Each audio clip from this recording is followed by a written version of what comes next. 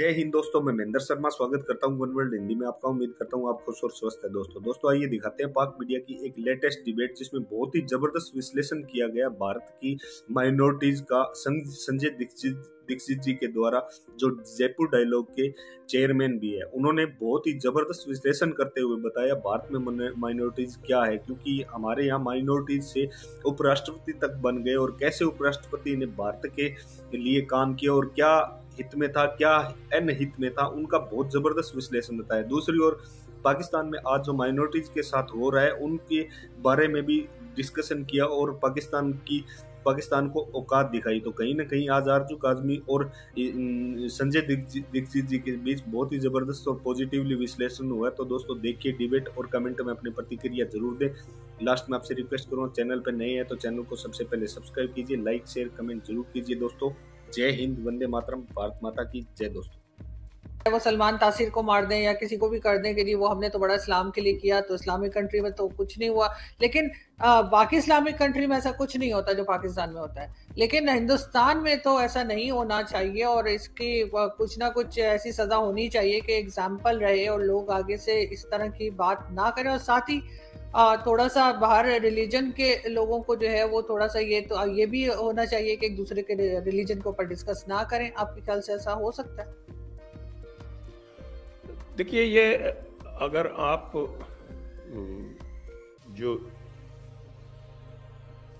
इस्लामी किताबों को अगर आप देखेंगे तो इस्लामी किताबों में जो 70-80% जो डिस्कशन है, जो अमूमन जो बड़े स्कॉलर्स जो इसके ऊपर काम कर रहे हैं, बिल वार्नर जैसे, रॉबर्ट स्पेंसर जैसे, तो उसमें पूरा का पूरा डिस्कशन ही इस काफिरों के ऊपर है, कौमुल काफरीन के ऊपर है। तो अब ये कैसे पॉसिबल है कि एक रिलीजन तो सिर्फ दूसरे रिलीजन्स को डिस्कस करता रहे और दूसरे उसके बारे में कतई बात ना करें? उसके लिए तरह तरह की तजवीज़ें लाते हैं, तरह तरह की स्कीम्स लाते हैं। ये अपने आप को पहले तो एग्रेशन करते हैं, फिर अपने आप को विक्टिम प्ले करते हैं। विक्टिम प्ले करने के साथ साथ फिर उसमें उसका एक शील्ड ढूंढते हैं, इस्लामोफोबिया, इस तरह की बातें करते हैं। भाई इस्लामोफोबिया क्यों नहीं होगा लोगों को? It is a real fear. आपने देख लिया अभी जो आप कृष्ण बरवाल की बात कर रहे हैं, तो इस्लामोफोबिया इज रियल। ये तो पूरी दुनिया में ये कर रहे हैं, आप सब जगह देख रही है, कर रहे हैं, अमेरिका तक में कर रहे हैं। इन्होंने यूरोप में गंद मचा रखी है। ये चार्ली हेब्दो वाला आपको पूरा का पूरा किस्सा पता है। आप अफ्रीका में देखिए कि क्या हो रहा है, खासतौर से नाइजीरिया में और सोमालिया और कीनिया, इन तरह के मुल्कों में क्या हो रहा है। तो इस इस्लामोफोबिया पे आप जबरदस्ती रोक क्यों लगा सकते हैं कि साहब कि हम जो है वो हम सारी जातियां करेंगे, लेकिन तुम डरोगे नहीं। अगर डरोगे तो और उसके बारे में कुछ कहोगे तो ये इस्लामोफोबिया है, इसलिए तुमको और सजा दे दी जाएगी। तो if a religion like Islam is concerned majorly with other religions have to respond, otherwise they will be run over. लेकिन सर हमने तो इस तरह का इस्लाम कभी देखा नहीं था जो ऐसे लोगों को मार दे, और आजकल जिस तरह से होता जा रहा है ये चीज बढ़ रही है। लेकिन सर साथ साथ इमरान खान साहब ने जैसे कहा कि जी जब तक आरएसएस है और हिंदुत्व है तो हमारी बात भारत से नहीं हो पाएगी। ये इम्प्रेशन क्या है कि ये आरएसएस क्या है, और इसके बारे में एक नेगेटिव किस्म का कमेंट क्यों हम सुनने को मिलता है हमें, ना सिर्फ यहाँ पर बल्कि भारत में भी? कुछ लोग जो आपके वाइस प्रेसिडेंट रह चुके हैं, हामिद अंसारी साहब ने भी कहा कि जी मुसलमान बड़े खतरे में है भारत।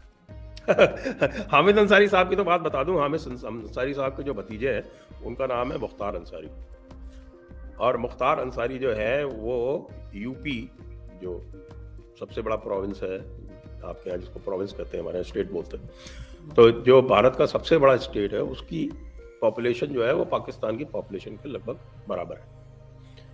उसके सबसे बड़े डॉन हुआ करते थे मुख्तार अंसारी, उनके चाचा जी हामिद अंसारी।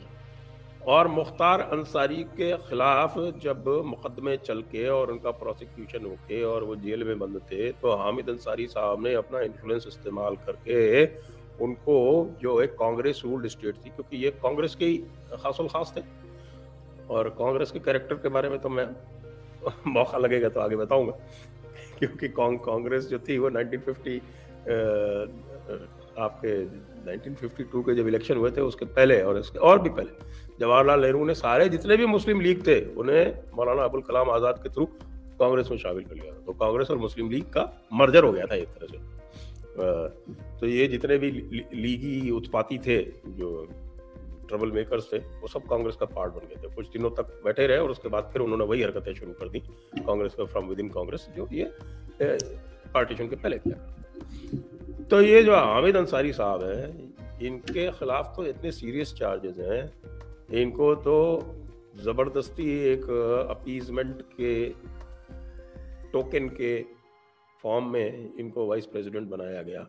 वरना इनकी अगर आप देख लीजिए तो इनकी ये इंडियन फॉरेन सर्विस में हुआ करते थे। इंडियन फॉरेन सर्विस में ये अपनी सारी पोस्टिंग्स इन्होंने मैनेज की, सारी पोस्टिंग्स इनकी जो है वो वेस्ट एशिया में रही।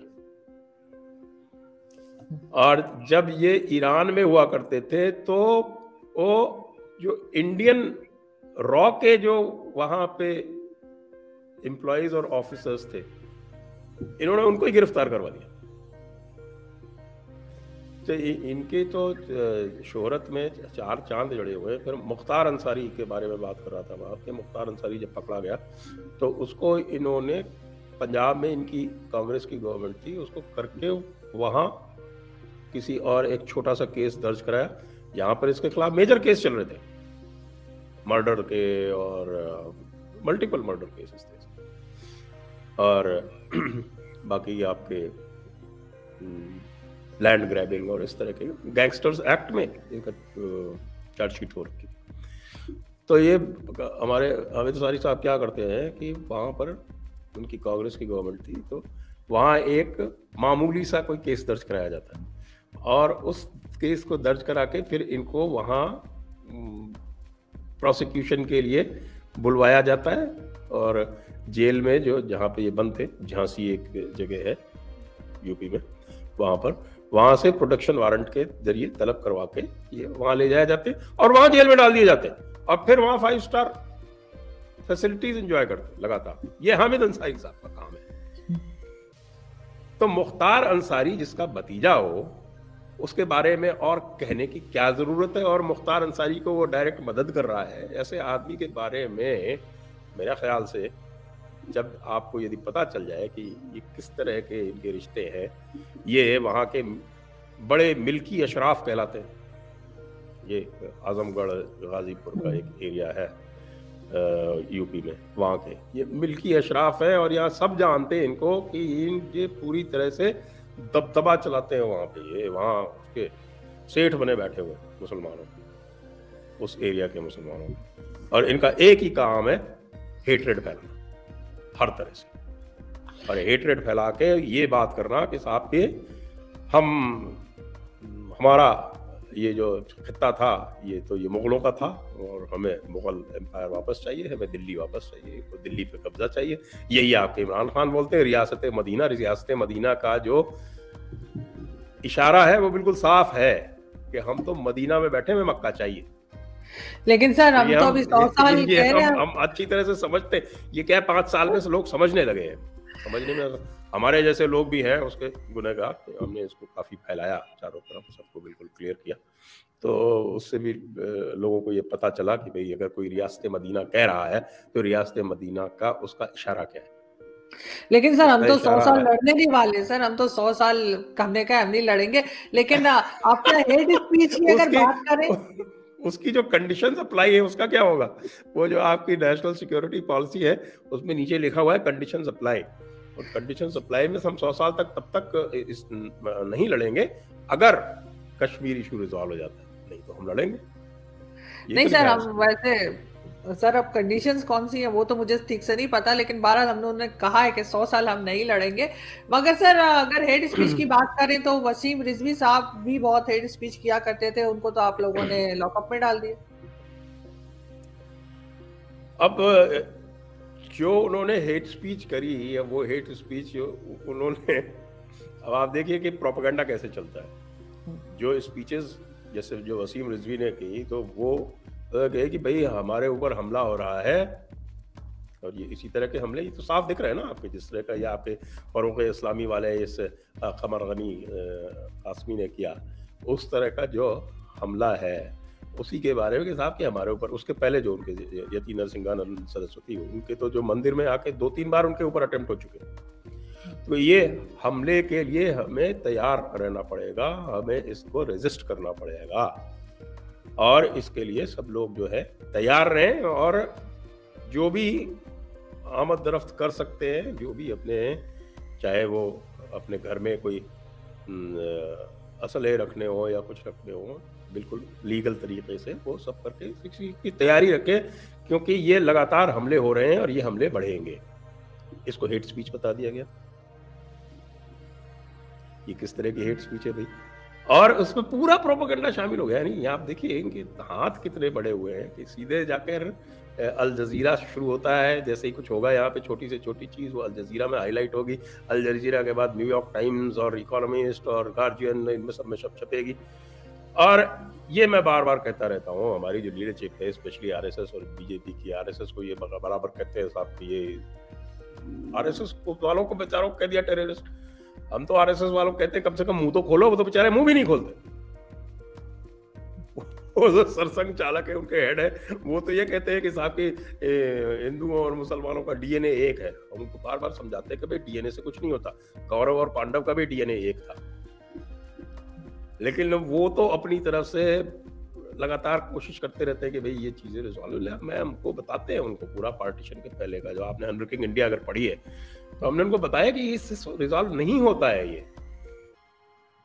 क्योंकि किताब जो है उसमें कोई तब्दीली नहीं हो सकती। और किताब का कहना है कि भाई कि हर मुसलमान का फर्ज है कि उसको तो ग़ज़वा-ए हिंद करना ही है और उसको पूरी दुनिया पर इस्लाम नाफिज करना ही करना है। तो ये चीज़ें, अच्छा ये चीज़ें बदल और नहीं सकती, कहते कि साहब एक भी इसमें लफ्ज़ चेंज नहीं हो सकता, कोई अल्फाज जो है वो बदल नहीं सकते।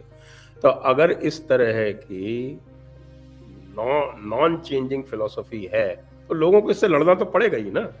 या तो आप सारे के सारे हम लोग कह दें कि नहीं साहब हम आपसे मानते हैं आपकी बात और हम कन्वर्ट हो जाते हैं, या फिर हम लड़ेंगे। निश्चित रूप से we will have to fight it out. लेकिन सर ये चीज हमें कांग्रेस की गवर्नमेंट जब थी तब इतनी ज्यादा बढ़ती हुई नजर नहीं आती थी। क्या बात है कि जब से ये बीजेपी की गवर्नमेंट आई है, स्पेशली मोदी जी की, जब से ये शुरू हुई है, चाहे पिछले टेन्योर में या अभी, ये चीज बढ़ती हुई जा रही है और सामने भी आ रही है। कोई खास वजह है या कांग्रेस के टाइम पे भी होती थी लेकिन हमें पता नहीं लगा? देखिए कांग्रेस के टाइम पे, देखिए कांग्रेस तो 2012 में 2013 में खत्म हो गई। 2014 में इलेक्शन हुए थे, उसके पहले उसके एक्चुअली इनकी लेजिटिमेसी तो उसके पहले ही खत्म हो गई थी। आपने देखे कि उनके वक्त में सोशल मीडिया इतना नहीं था, और मैं आप कह रहा हूँ कि कांग्रेस जो है वो हेविली कॉम्प्रोमाइज्ड रही है शुरू से, पहले दिन से। वो अब चीज़ें लगातार सामने आती जा रही, स्पेशली अभी सुभाष बोस के बारे में जो चीज़ें आपके ब्रिटिश डीक्लासिफाइड जो सीक्रेट फाइल्स हैं उनसे जो निकल रही हैं वो लग रही हैं। तो कांग्रेस वाज हेविली कॉम्प्रोमाइज्ड और Congress was just an alter ego of the British Raj. ये अब ये लगभग ये स्पष्ट होता जा रहा है। और जैसा मैंने आपको कहा कि